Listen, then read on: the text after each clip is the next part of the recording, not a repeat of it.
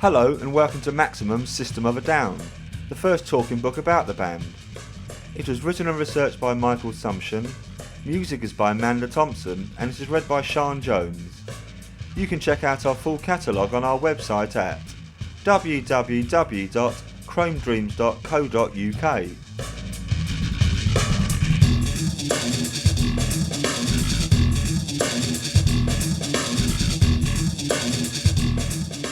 We've never been a band that compares ourselves to anybody else, ever.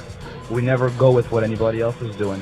If it's a decision, we don't say, well, this band made that decision, so we'll make it too. No, it's whatever we do, and we're in no competition with anybody. Every band has their own, our philosophy is every band has their own road to where they're going and how they're going to end up. And everyone goes through different alleys and different rights and lefts. Our band goes its own way. We don't look at anybody, we just top ourselves.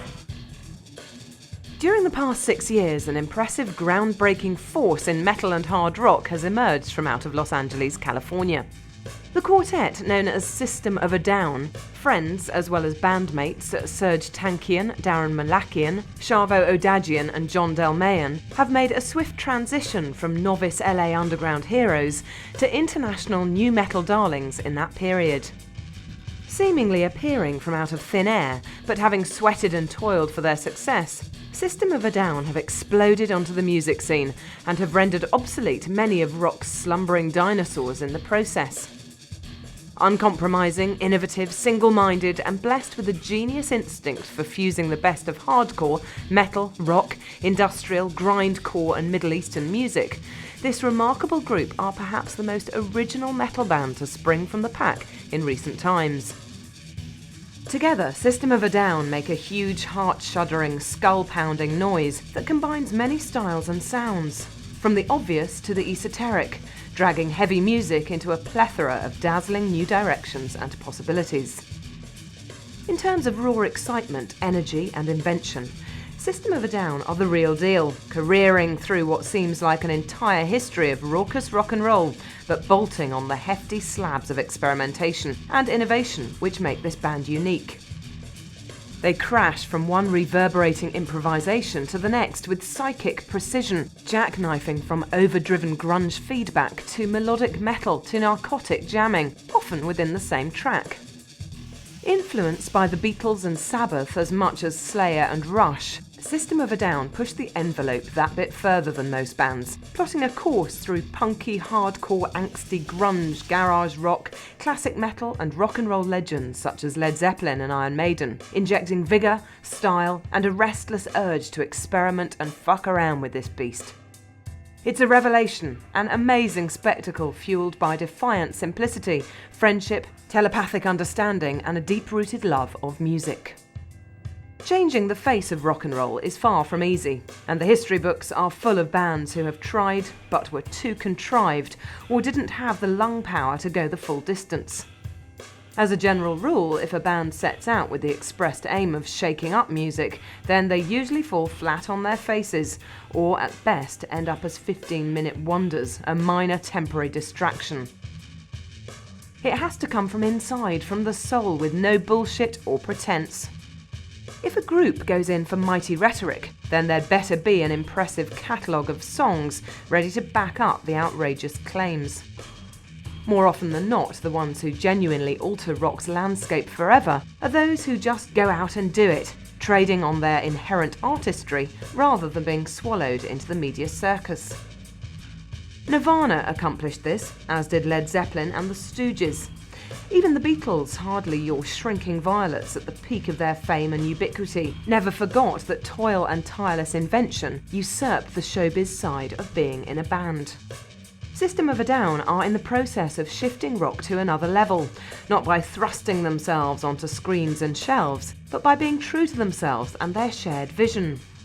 By combining a multitude of musical styles, cultural diversity, and intensely passionate lyrics with wave after wave of blistering, filling, loosening noise, they have formulated an irrepressible sound that defines them, yet is inclusive to all. Whereas many heavily hyped artists produce mortal music that fails to match their arrogant claims for grandeur and divinity, System of a Down have shot through the trivial gloss and broadened the stylistic palette of rock, fashioning an epic intensity from extraordinary material. Previous attempts by heavy bands to embrace the shock of the new, to venture beyond the commonplace, stayed and tried and tested, have been mostly disastrous embarrassments, much derided. But this fantastically open-minded and visionary quartet have transcended barriers, beautifully, unapologetically, and with admirable disdain for critical preconceptions. This is music of irrefutable passion, power, verve, and soul. It negotiates a rocky road of disappointment, loss and regret, perplexity, damage, longing, and forlorn dreams of recovery.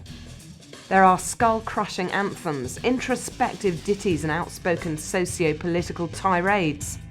And when you've listened to a System of a Down record, you don't slump back into easeful sloth. You feel better for the experience. You want more of everything.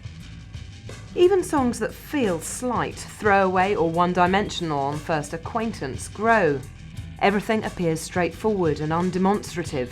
Voice, lyrics, musicianship, and nothing draws attention to itself at first. Nothing in garish neon or between clever, ironic quotation marks. But at the heart of System of a Down's music is an artistic impulse which channels the pain of prime Kurt Cobain and hoists it aloft with the wide-eyed invention of an interstellar music that escapes definition. This amazing band accept the wider world, the world beyond the dark mirror and cold flame of their sombre reflections, and report back to us with sensitivity, aggression, candour, and swathes of emotion.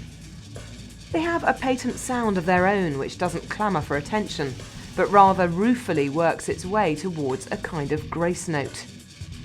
They make a supremely energising, idiosyncratic, and supremely soulful noise, without recourse to gimmickry, bombast, or fake sentiment. They are Zen masters of knowing what to throw in or what to leave out, of doing the one simple thing that does everything else for you.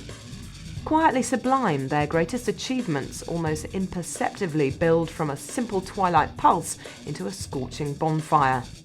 The feel of their material is neither over-sweaty nor overly studied. It is undoubtedly artful, but all you hear is the fullness of the music's breath, its heat, its claims.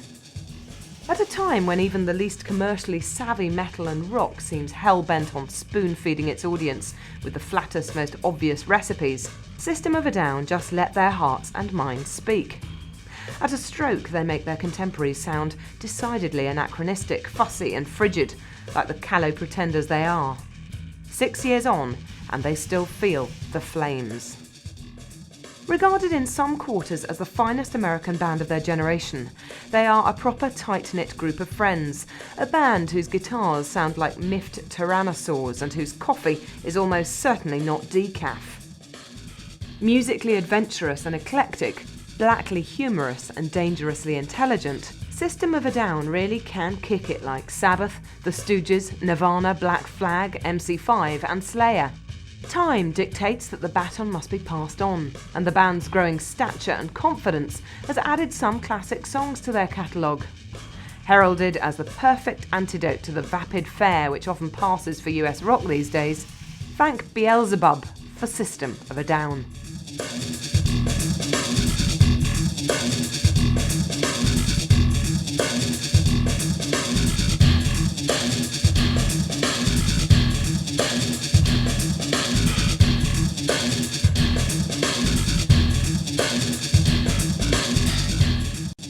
Came from a poem that I wrote called Victims of a Down. And we changed it to System so we can all gather here in this system and enjoy it together, I guess, you know.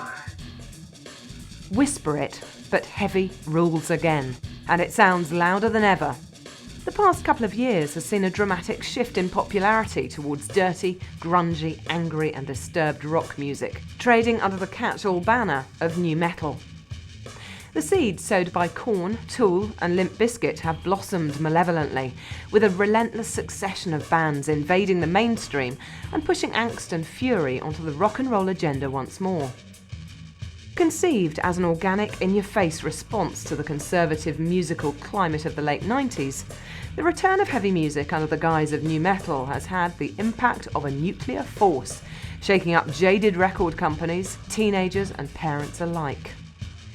Heavy metal might have withered and been replaced by grunge as the 80s faded, but there is no question now that the market has never been hotter for heavy music. System of a Down were toiling away long before the nu metal explosion, but for them the return to heavy music couldn't have come sooner.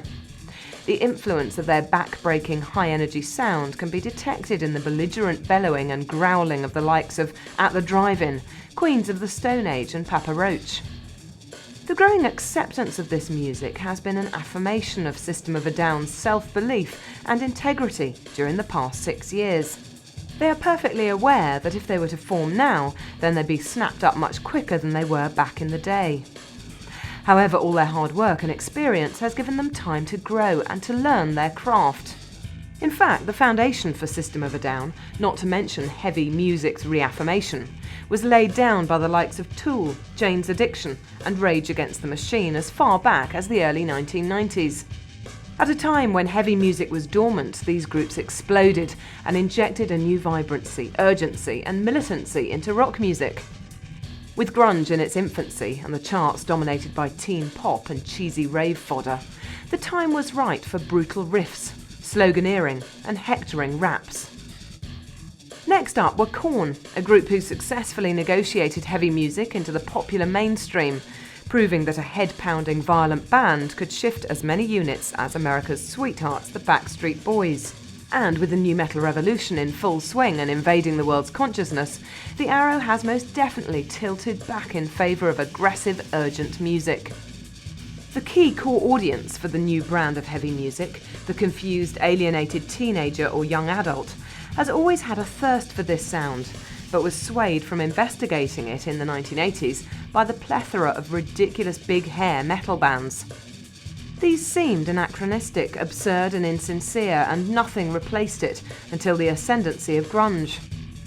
But now a new generation of disaffected kids has formed a taste for hard rocking, gut-busting thrills and spills, and System of a Down have benefited from the turnaround in public and corporate sensibilities.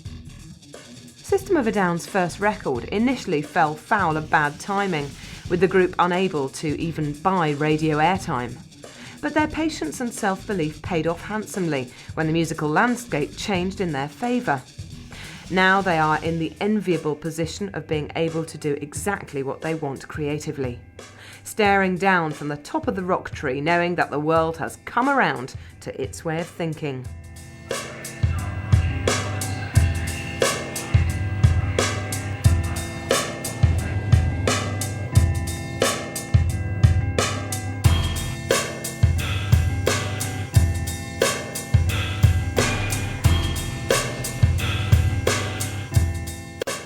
Me and Darren both are huge Kiss fans. We actually saw them on the same show when I was 5, he was 4. They played Solid Gold, and I made my mom stay up and watch it with me. I made my mom stay up too.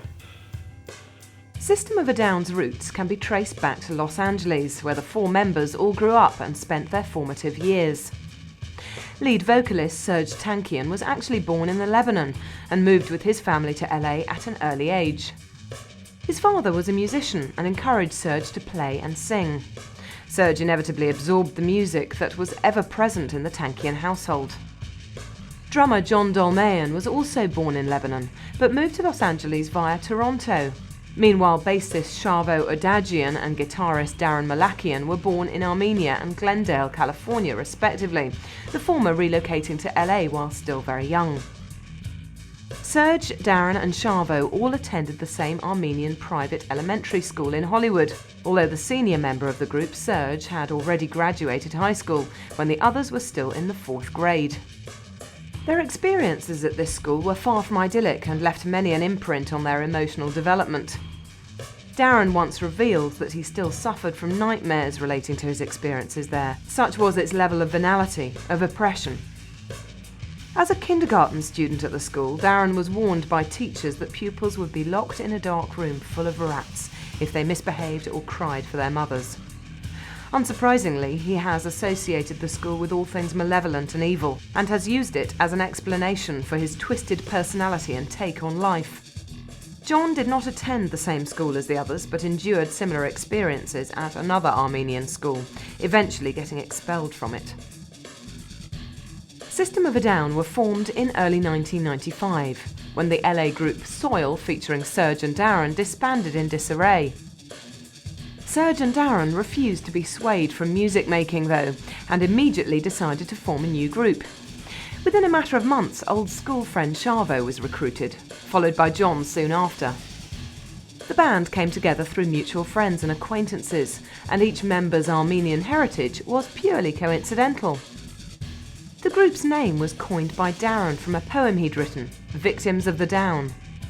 Shavo objected to the word victims for its narrow personal connotation, so Darren came up with the broader, ambiguous system, which suited everybody and left room for thought and subjective interpretation.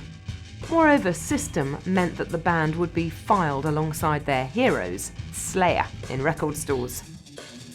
System of a Down adhered to the slow, gradual way of doing things, honing their sound and style without consideration of fashionability or hip street credibility.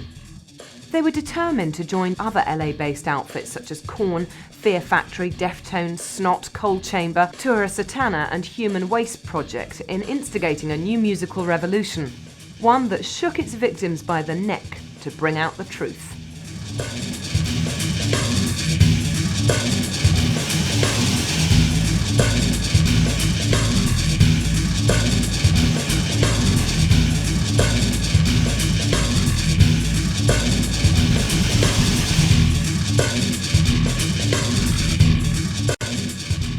The adrenaline rush and the audience rush is just intense. Like sometimes I lose my head, I don't know where I'm at. I'll be on stage, but it won't feel like it. I'll just feel like I'm floating. The first System of a Down gig took place at Hollywood's Roxy Club. The venue's promoter supplied them with a bunch of pre-sale tickets, but the band ended up selling twice that amount. They began opening for acts like Manhole, Human Waste Project and Engines of Aggression, receiving a warm reception and positive local paper reviews. As they gained experience and confidence, System of a Down gradually built up a rabid, loyal following on the Southern Californian music circuit, largely based on strong word of mouth. A 3-track demo was recorded and began circulating through metal aficionados, which led to their fan base spreading as far as Europe and New Zealand.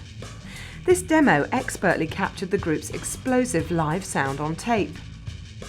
As news of this exciting band spread, record labels began offering deals and contracts. But the catalyst for System of a Down's success arrived in the form of American Recordings president and producer Rick Rubin. Having got wind of the band through Guy Oseary at Maverick Records, he came to see them at Hollywood's legendary Viper Rooms and couldn't quite believe what he saw. Knocked out by their incendiary performance that night, he knew that something special was brewing. Also present that night at the Viper Rooms were several labels who'd been sniffing around System of a Down for a while, but had yet to commit themselves. However, once the interest of Rubin had been noted, these labels began coming forward with offers. There was a genuine buzz surrounding the group. Rubin's American Recordings invited the group to sign with them, but initially System of a Down were apprehensive and wanted to keep their options open. This didn't deter Rubin, and his dogged pursuit of the group never wavered. Even when it seemed that a deal was unlikely, he persisted in attending their shows as a fan first and foremost. He even came to their CMJ convention gig in New York when they were falsely billed as having signed to Universal Cherry Records. From day one, he believed in the band and took a special interest in their music. By September 1997, System of a Down had realised that their best interests lay with Rubin and signed to American Recordings, now distributed by Columbia Records. They understood what a privilege it was to work with a man whose production credits encompass legends like Slayer, the Beastie Boys, Run DMC, LL Cool J, Danzig, Tom Petty, Johnny Cash, Aerosmith, Public Enemy and the Red Hot Chili Peppers.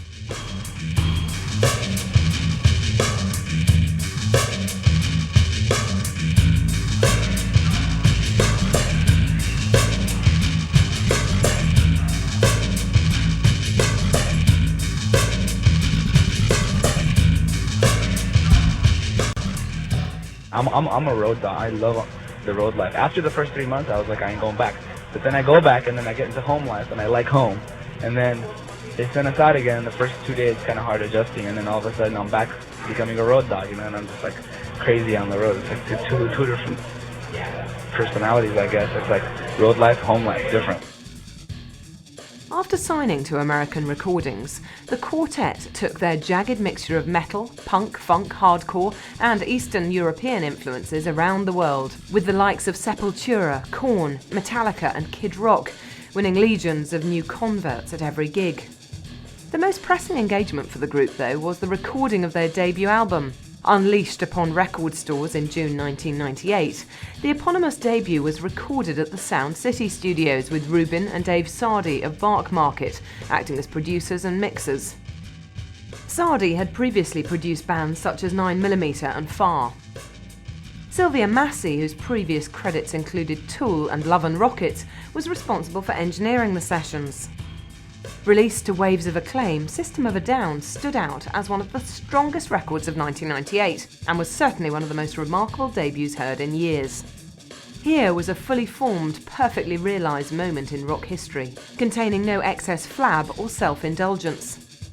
It was refreshing to encounter work by a band with no membership of any musical club and no ambition beyond making truthful and, where appropriate, beautiful music, which as directly as possible reflected the fragile lineaments of human experience.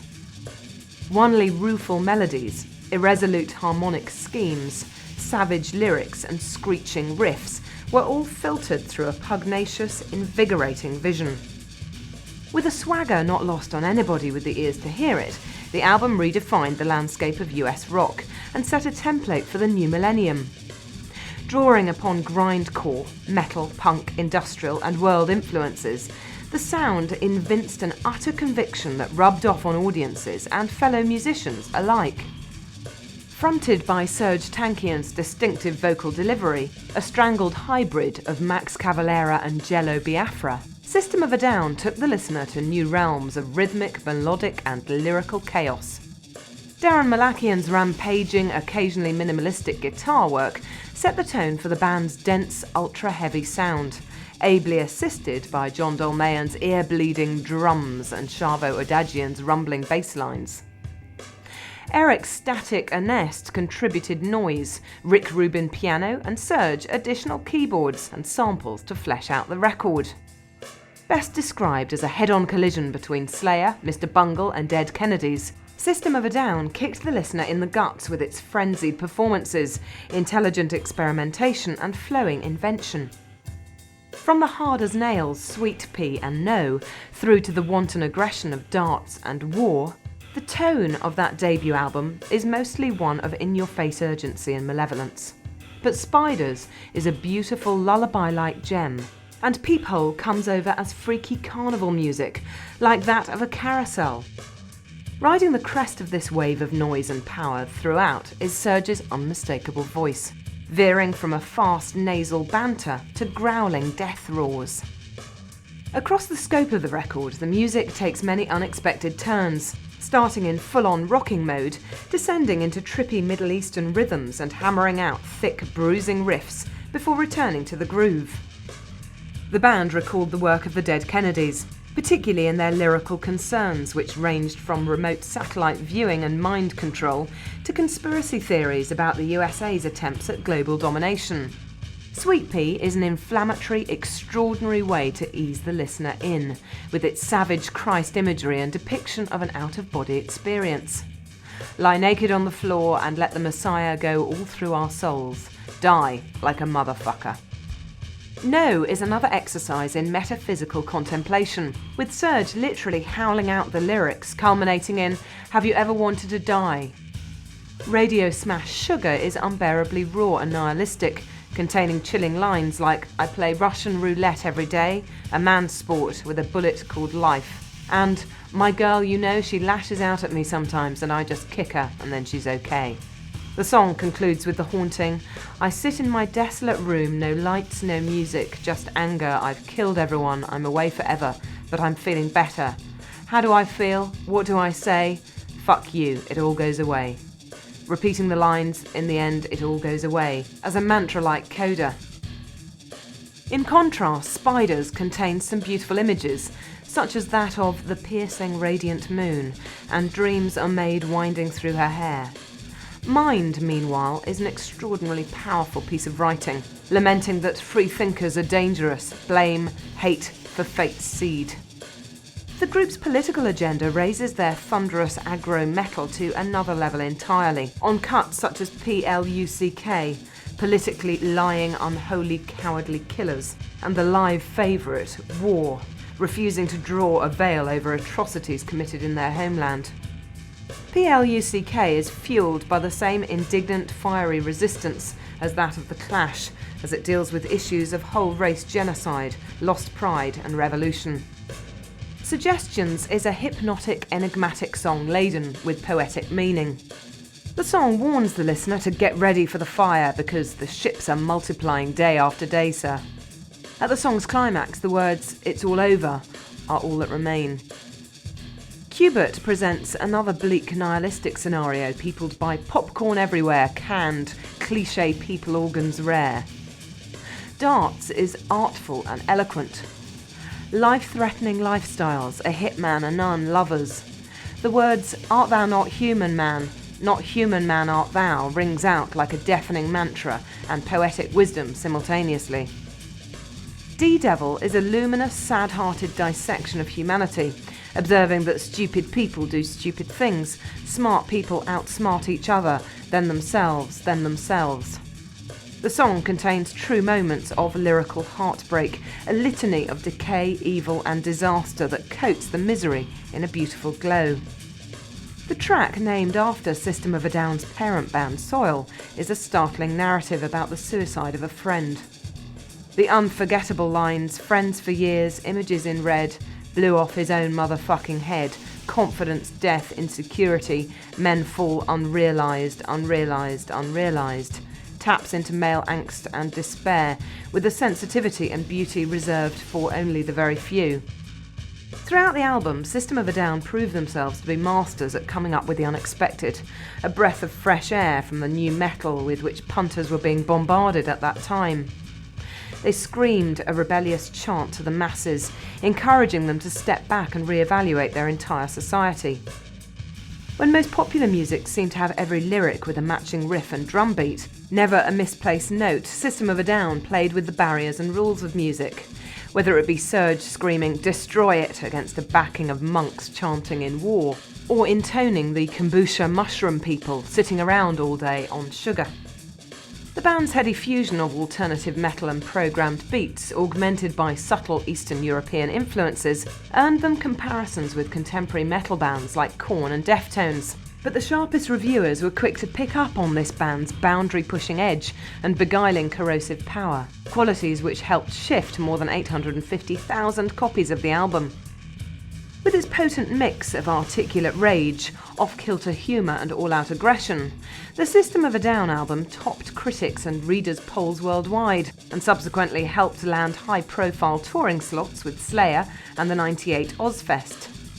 These prestigious slots were like System of a Down's dreams all coming true at once, for they had worshipped Slayer and Ozzy for as long as they'd been interested in music. Meanwhile, the band donated the song Marmalade to the Strangeland compilation album, released in 1998.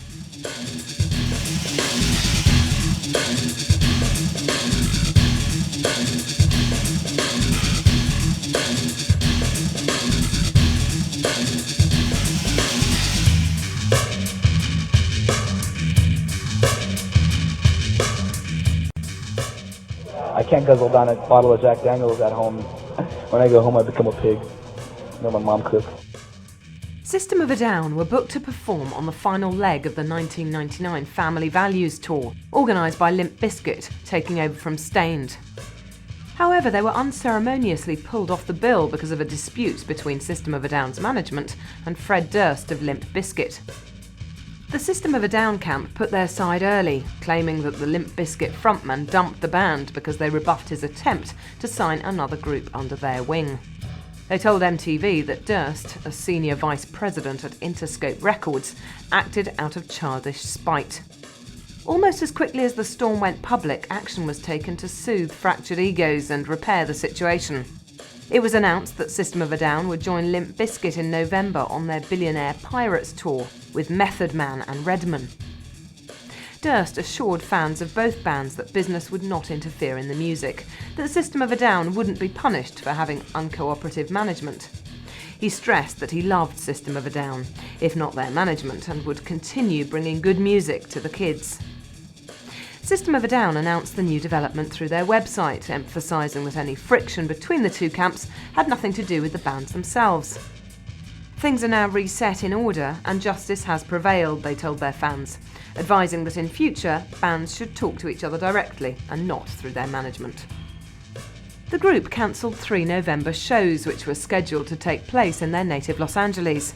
At the Whiskey on the 17th, the Troubadour on the 19th and the Roxy on the 20th. They delivered some emphatic crowd-pleasing performances on the Billionaire Pirates tour and also with Filter in November, rescheduling the cancelled LA gigs for December. As the new century beckoned, System of a Down continued touring tirelessly, but didn't forget to work on new material. In fact, a slim body of work in progress had steadily accumulated since post-production on the debut album. A treasured, highly sought-after slot on Metallica's Summer Sanitarium 2000 tour confirmed the growing ascendancy of the band. In August, though, they ran into trouble over an apparently innocent, harmless remark.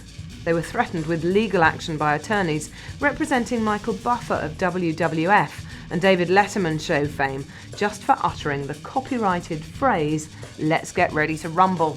The lawsuit wasn't pursued in the end.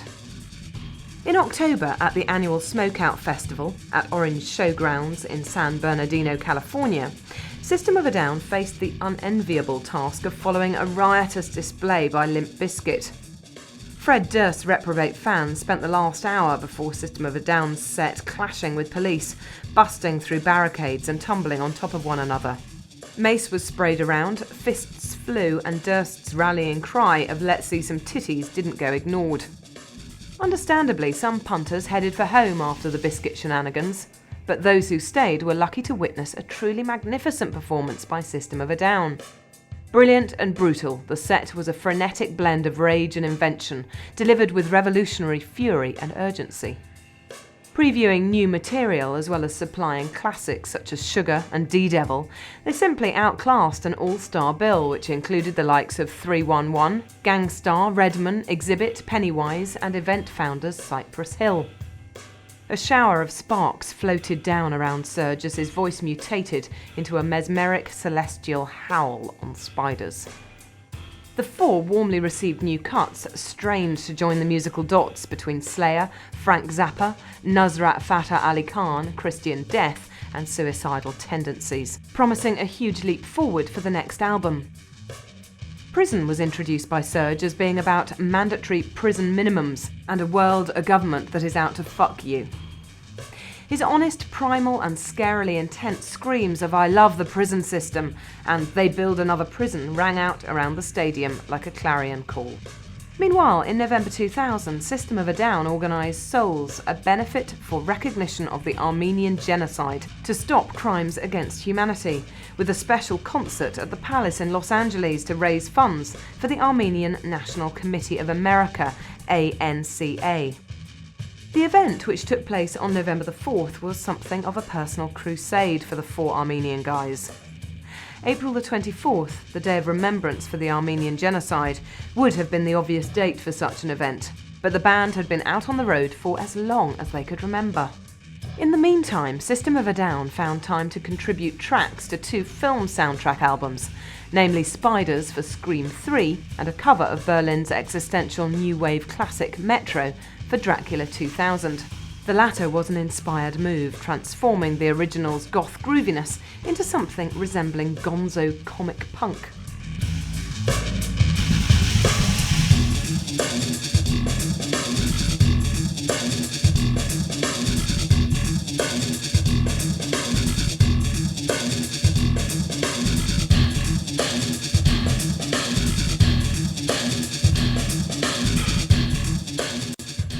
We have an official website, and it's systemofadown.com, but we're in the midst of doing some changes and stuff, so it might change. We're not sure yet. Because right now it's the label's version, it's the label controls it and everything. And it's all good, they're doing a good job of it, but we want to do something where it's like also have one on the side where the band goes there and does everything, In February 2001, System of a Down returned to the studio to begin work on their follow-up to the smash hit debut album. Once again, they were joined by Rick Rubin in wading through some 30 songs slated for possible inclusion. They aimed to narrow the 30 down to a more manageable 12 or 13. The songs, described by Darren as powerful, intense but more melodic, with vocal harmonies recalling the work of Pink Floyd and Radiohead, covered an intriguing array of themes, including a song about the car KITT or KIT from the 80s television series Knight Rider, and a tribute to pyjamas. Prison, the song so successfully premiered at Smokeout, was rumoured to be a dead cert for inclusion, as was another song about crazed fans. In April, the band launched an online contest for fans to redesign their official logo. They were looking for a logo that didn't just incorporate photos of the band. Original artwork wouldn't be considered either. They were counting on fans to come up with something to improve upon the over-familiar logo of black letters with each word of the band's name on a separate white backing. The competition winner would stand to win a new Ibanez guitar as used by Darren, signed by all 4 members. Also in April, Serge announced the creation of a website to help fulfill the creative energies of artists, musicians and writers like himself. His site, www.surgicalstrike.com, featured original work by Los Angeles-based artist Sarko Shahinian, as well as music by artists and friends signed to Serge's Surgical Strike record label. The 3 groups on the label were Bad Acid Trip, Big Elf and Kittens for Christian. Bad Acid Trip were described by Serge as one of the best undiscovered secrets from Los Angeles' thrash punk scene. Kittens for Christian as a cross between Sonic Youth and Jesus Lizard, and Big Elf as the best progressive classic rock band of this era. Albums by each band were made available through the website. The site also offered fans the opportunity to view samples of Serge's poetry, which had been collected and published by Serge himself as Cool Gardens. The 96-page tome available at bookstores was an anthology of 7 to 8 years of the singer's reflections and meditations on life. The poem's content echoed the spiritual concerns of his band's lyrics, as the lines, "My fears are the shadows behind the edge of dark buildings, the howls in the night," from the poem Salvation exemplified. Some 5,000 copies were run, with the first 500 personally signed by Serge. The poetry couldn't be further from the fey, winsome efforts published by the singer Jewel a couple of years previously. The topics varied from politics and humour to spirituality and streams of consciousness, with enough navel-gazing and doom-mongering as you'd expect from the vocalist of a politically aware metal band. Serge explained that he published his poetry so that he could give it to the rest of the band and say, "Here's my book." System of a Down made their first live performance for some time on the American cable television show FarmClub.com, wowing the audience with a blistering double whammy of sugar and spiders. Serge was introduced to Rancid frontman Tim Armstrong by Kerrang! Photo reporter Lisa Johnson, and it transpired that they had a mutual admiration for each other's groups. Serge was forthcoming on the recording of the new album, though admitted that few songs had titles as yet. One new track, called Chicken Stew, honoured the pro-basketball commentators Chick Hearn and Stu Lance, who were known to wax lyrical about the LA Lakers team. Serge also revealed that some old riffs left over from his previous band Soil might turn up in a different guise on the album. He confessed that he'd been living a quiet, tranquil, contemplative existence since System finally put their touring on hold. He praised the virtues of being able to go out and eat, visit bookshops and play basketball, adding that his favourite listening of late had been dub reggae and the Kurt Cobain-William Burroughs collaboration, The Priest They Called Him. System of a Down resumed their performance addiction with a couple of sensational shows at WBCN River Rave 2001 and Iowa's inaugural Big Ass BBQ. Boston's annual River Rave took place on May the 26th at the Foxborough Stadium, which featured a revolving main stage and a massive rave tent. Joining System of a Down were Marilyn Manson, Live, The Black Crowes, Eve 6, Everlast, Fatboy Slim, The Cult, Coldplay, Stereophonics, Tantric, Lifehouse, Sevendust, Stabbing Westward, American Hi-Fi, Liquid Todd and Newfound Glory. System of a Down headlined the Laser 103.3 FM sponsored Big Ass BBQ on May the 27th at Waterworks Park, Des Moines, Iowa, with help from Monster Magnet and Buckcherry, as well as lesser-known acts like Days of the New, Kitty, Scrape, From Zero and Spineshank. All of this was a warm-up for System of a Down's support dates with Metallica, Korn and Kid Rock through the summer in the US. As if that wasn't enough, another member of System of a Down announced a couple of side projects. Darren was responsible for producing a demo for a young Los Angeles band called The Ambulance, and intended to collaborate with Slipknot drummer Joey Jordison on a long gestating musical project. In fact, they'd been talking about doing so ever since they'd first met, and it was strongly rumoured to see the light of day when the two bands joined forces for the Pledge of Allegiance tour of the USA in the autumn, kicking off in Las Vegas on October the 1st.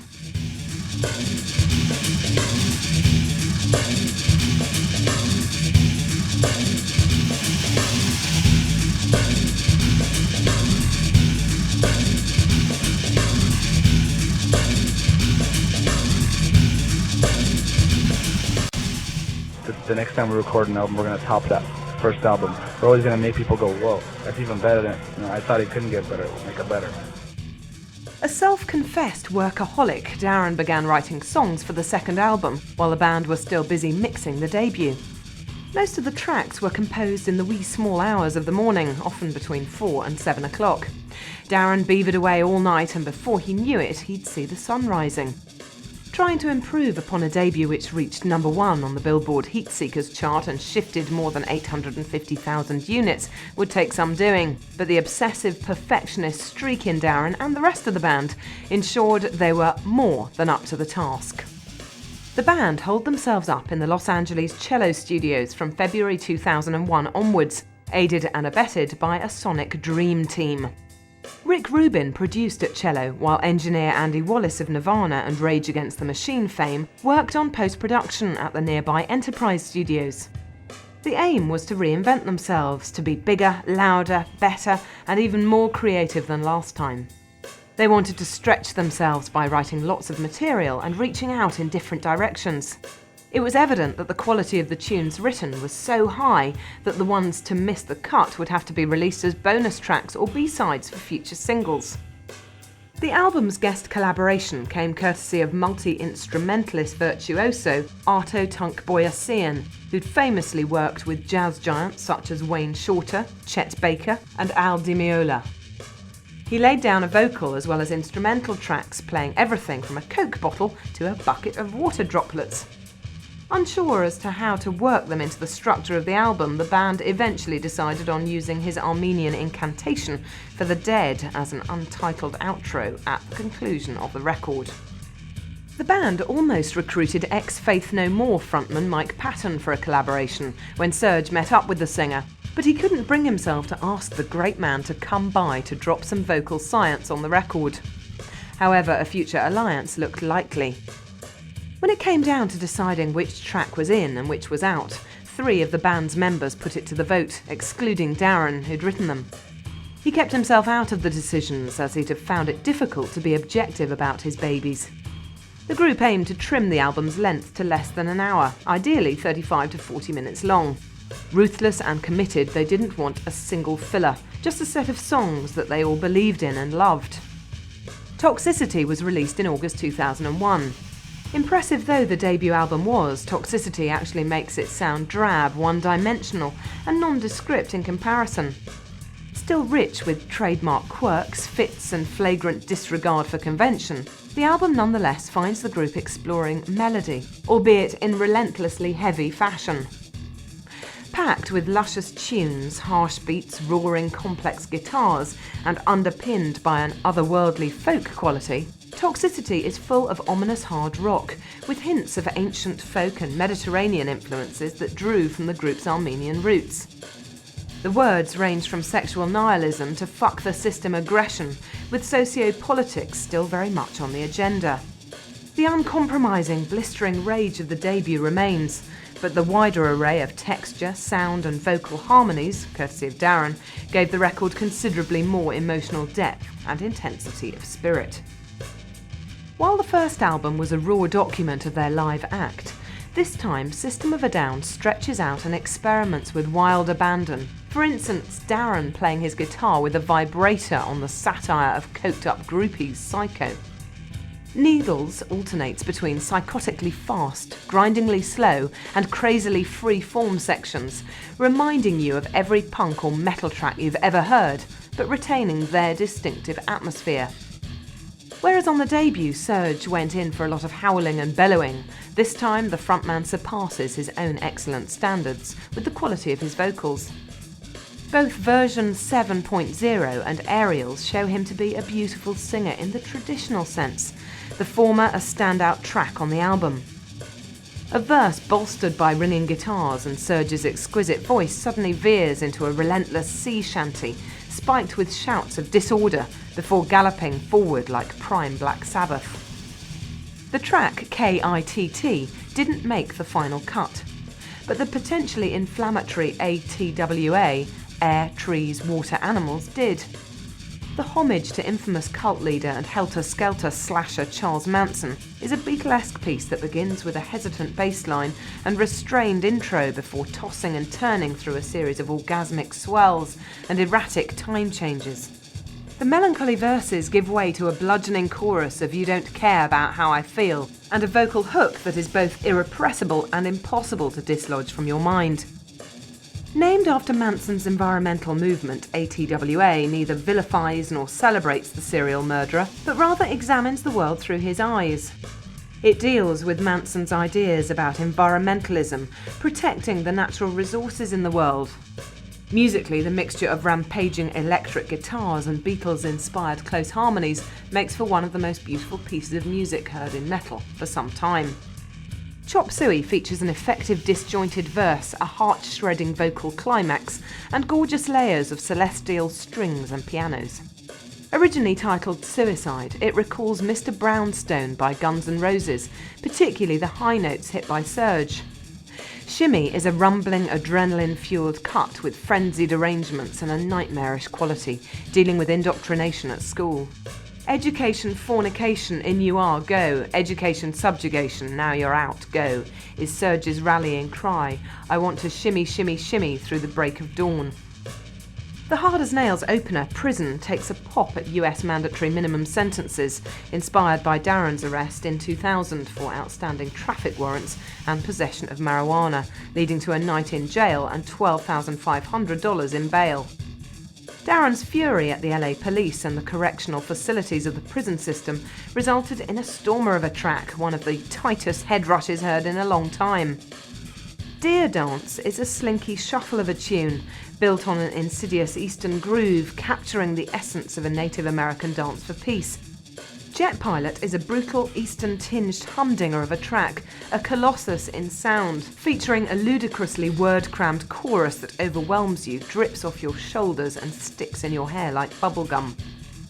Bounce is an irreverent manic stomper with a whimsical cartoon narrative from Surge, a frenetic chorus of pogo, pogo, pogo and blistering riffing. This apparently throwaway item is a celebration of a pogo stick orgy and constitutes a refreshing diversion from the angst on offer elsewhere. Forest is a hyperactive collision of whispering, abrupt time changes, Eastern grooves and vocal gymnastics from Surge. The song is purported to be about a paedophile's perspective on the world, but the band themselves insist that it be left to each listener's individual interpretation. The title cut is a booming, bone-crunching ditty of angst and displacement, notable for John's sleek, jazz-inspired drumming workouts, while X is a skull-crushing dose of mayhem and decibel-shafting noise, apparently inspired by Aboriginal mythology. Science is the album's highlight, an extraordinary piece powered by a hell for leather riff and an Asian-flavoured psychedelic breakdown. Surge's contemptuous vocals declare that science has failed Mother Earth. With a huge, awesome intro, defiant power chords and unorthodox lyrical phrasing, Science makes its point with economy, precision and class. The record closes with aerials, an equally wigged-out soundscape littered with queasy atmospherics, vibrato vocals, subtle string arrangements and spiritual chants. Even withstanding the withdrawal from the track listing of Fuck the System, Toxicity is a triumph, a gargantuan achievement. Packed with ideas, inventive arrangements and powerhouse performances, it knocks the nu metal crowd for six and employs a free-form approach to songcraft which draws comparison to the lunatic fringe rock of the late 1960s. Serge sings like a classic rock vocalist, John and Chavo plug in like a machine, and Darren's guitar alternates between screaming histrionics and exquisite beauty. Darren in particular was relieved to see the record hit the shelves, having orchestrated most of it from beginning to completion. He had found it quite difficult to adapt to home life after spending 2.5 years touring, and the recording of the album had been arduous, having to cut the material down to size. However, he was extremely pleased with the end result, in particular the thick guitar sound he achieved thanks to Rick Rubin and Andy Wallace. It was time to accept the plaudits.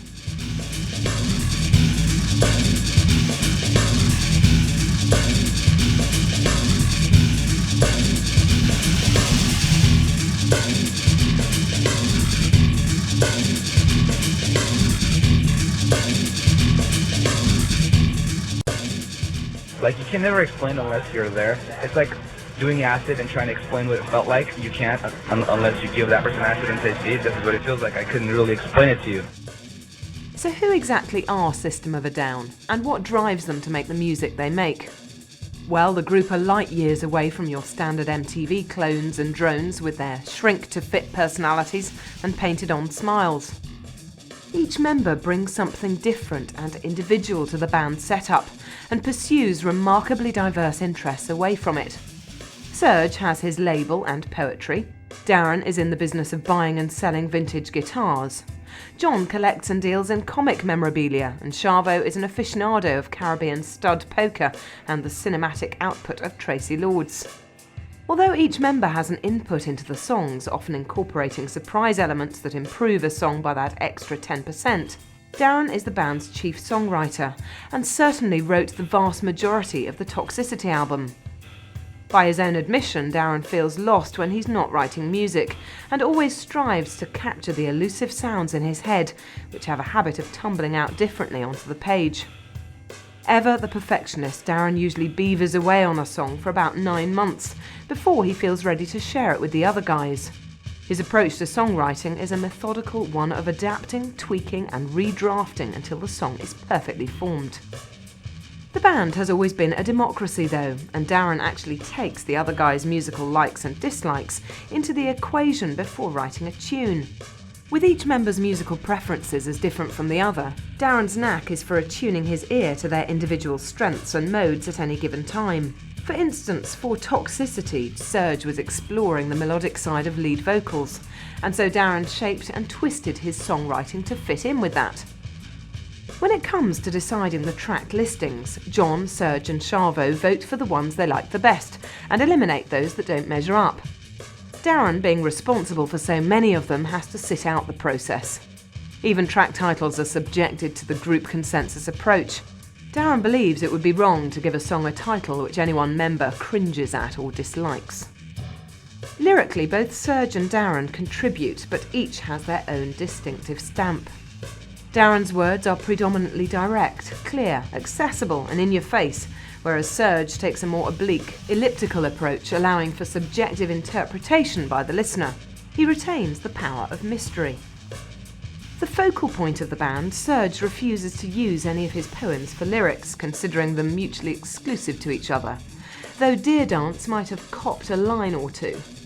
On Toxicity, he felt increasingly comfortable working the words into the music and making them fit each other.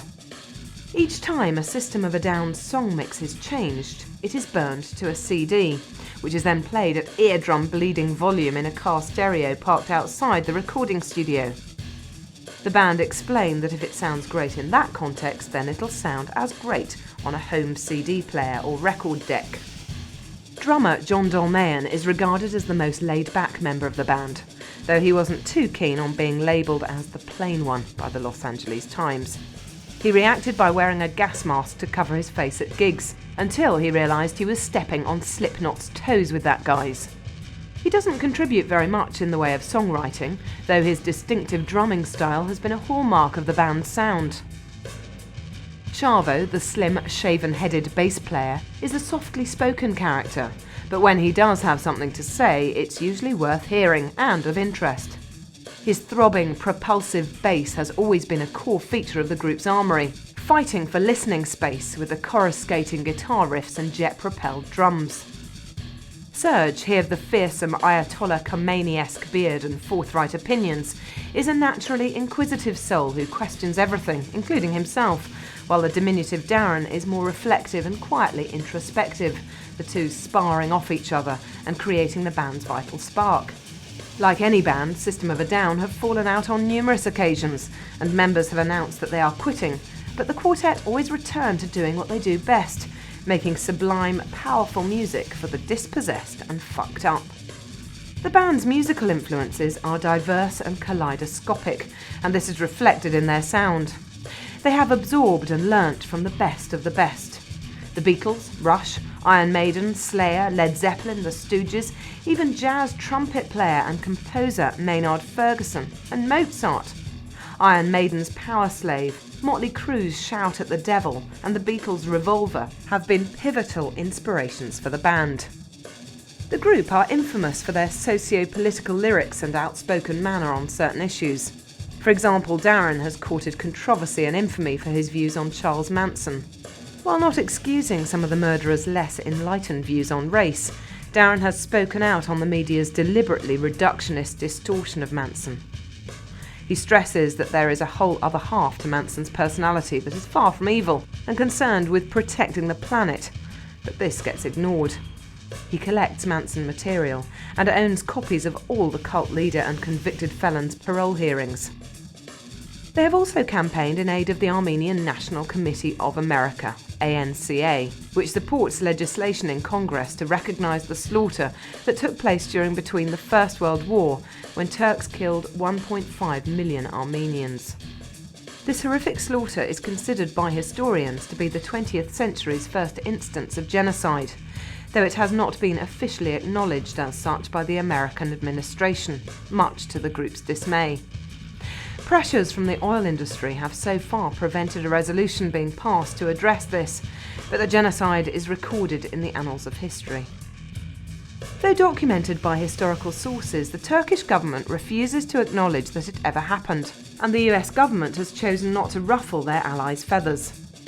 The band believe that this conspiracy of silence and inertia is akin to telling the Jewish people of the world that the Holocaust was a fiction. They feel they have a duty to keep the issue in the spotlight and push for legal recognition, particularly being in a position of some public visibility. Some of those murdered were their own uncles, aunts and grandparents, so the issue is one of family as well as political conscience. The band are tired of the media's labelling of them as Armenian rock, as if such a term exists or could mean anything anyhow.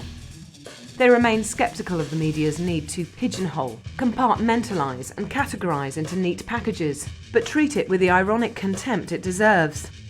For the record, they claim to sound the way they do because of Iron Maiden and not their Armenian heritage.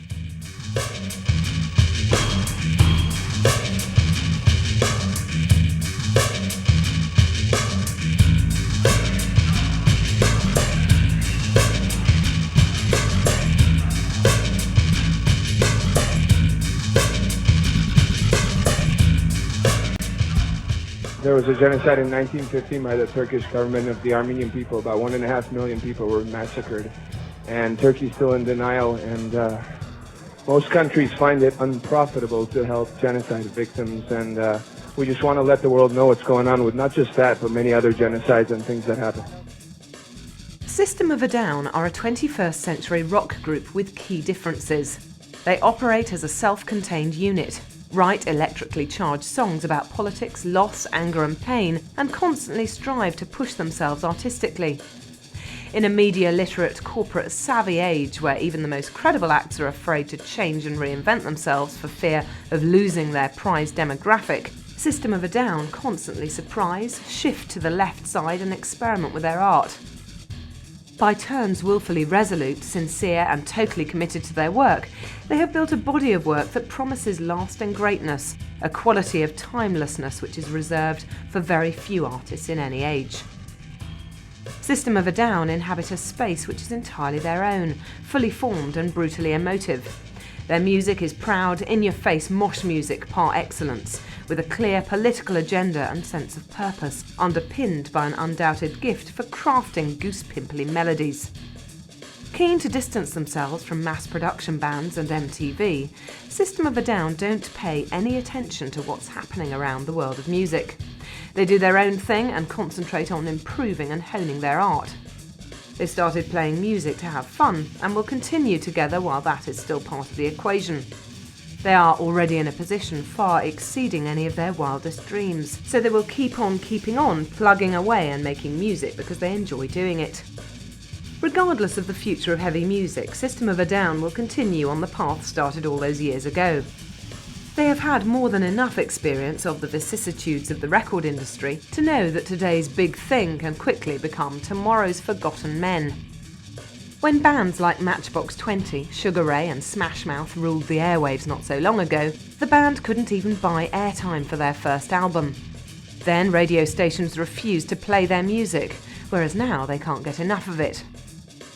While groups such as Limp Bizkit and Cold Chamber might be riding high now, it is clear that heavy rock's booming popularity is a most precarious thing.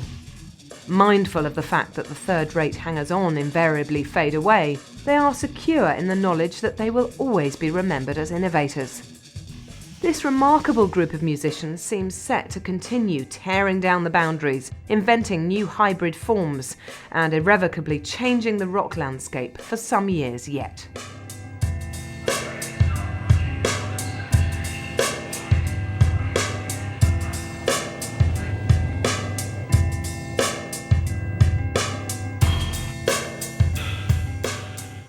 Thank you for buying Maximum System of a Down. We hope you enjoyed it. Watch out for further titles on Chrome Dreams coming up soon. If you did enjoy it or have any comments or suggestions, write to us at Chrome Dreams, PO Box 230, New Malden, Surrey, UK KT3 6YY, or email on mail@chromedreams.co.uk. Details of our full catalogue are listed on our website at www.chromedreams.co.uk. Thanks again for listening and goodbye for now.